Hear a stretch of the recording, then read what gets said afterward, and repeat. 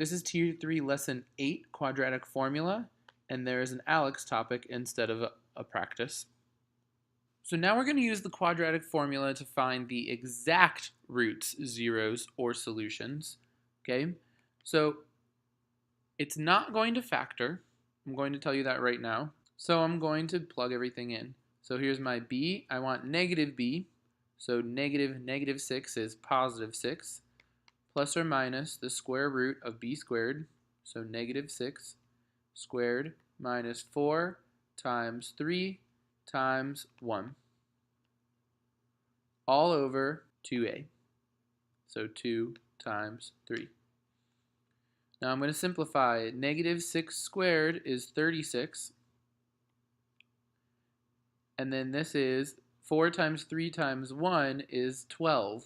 So I have 6 plus or minus 36 minus 12 under my square root. And 2 times 3 is 6.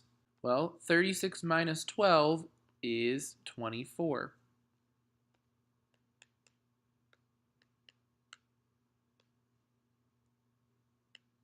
Now, I need to simplify the square root of 24. So 2 and 12. 2 times 6, there's a pair.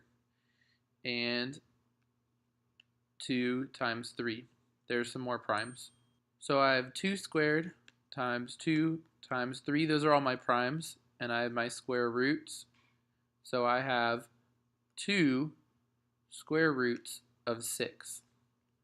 So I have 6 plus or minus 2 square roots of 6 over 6. Now, this is my exact answer, but I could do more. I could factor the GCF out of these two terms. I could factor 2 out of 6 and 2. So I would get 2 and then 3 plus or minus the square root of 6 over 6. So you see that GCF, 2 times 3 is 6, 2 times square root of 6 is 2 square root of 6. So that's a GCF factoring. And now this 2/6, I could divide both of these by 2, simplify 2/6 into 1/3. So I get 3 plus or minus the square root of 6 over 3. Okay? Now this is my answer. I could say plus and minus. I don't have to separate it so much. I could separate it if I wanted to.